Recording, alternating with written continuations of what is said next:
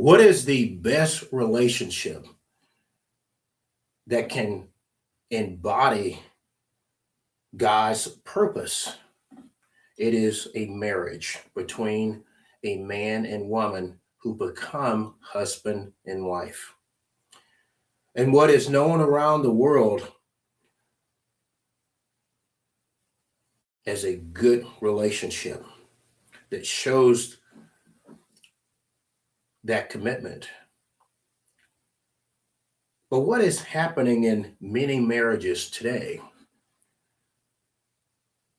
There are some wives that are having affairs with another man. And when caught, or when they expose themselves and share what has occurred, they blame the husband. The husband caused them to have this affair. But is it the husband's fault of that woman or that wife pursuing another man or being with another man? The Bible mentions that man shall leave his mother and father, and he shall cling to his wife, and the two shall become one flesh, and let no man separate.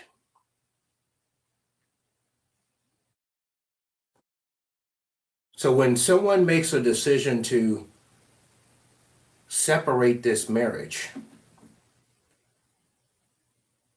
or not honor the ways of marriage that God has designed, it will be their fault. Now, we know that marriage is difficult. It's very challenging. It can be painful in some aspects because marriages go through cycles of waves or intervals of changes. People get older, they may have children, they have jobs, they lose loved ones, they have health problems and illnesses. So people change, but the marriage is supposed to function together as one unit.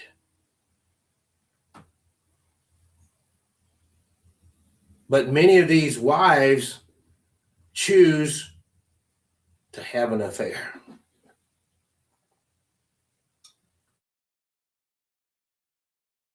And they put the blame on their husbands. If he was a better husband, a better father, a better listener, a better lover,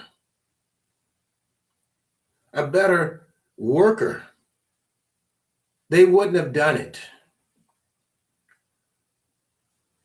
But what are they getting out of that man that they're having an affair with? That's not their husband. The God has said clearly in his word that let no man separate. But who initiates that separation? No one can come between a marriage unless somebody decide that they want to pursue it. So if the woman has an affair, she has to make some decisions to start talking to this man in ways, to pursue other things with another man, whether it's intimacy and conversations about things, or spending time with another man. The question that many women should be thinking about, especially those who are living godly lives or Christian lives in their minds, what would God say about having an affair on the day of judgment? Will he excuse you or give you a pass and you blame it on your husband? What happened in the Garden of Eden when God questioned Adam about eating the forbidden fruit? Kind of blamed it on his wife. It wasn't the wife's fault.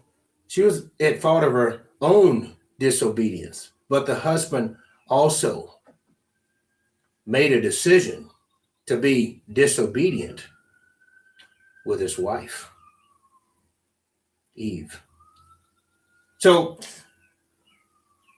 it is not the husband's fault that you had an affair.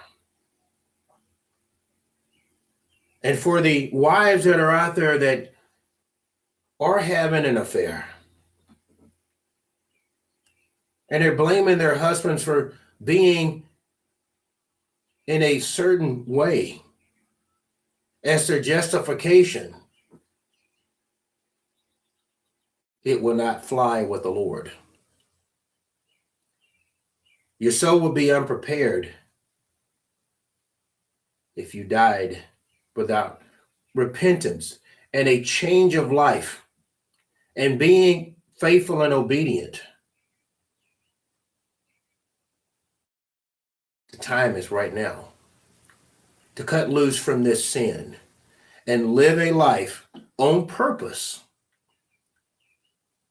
being married in one flesh as God designed.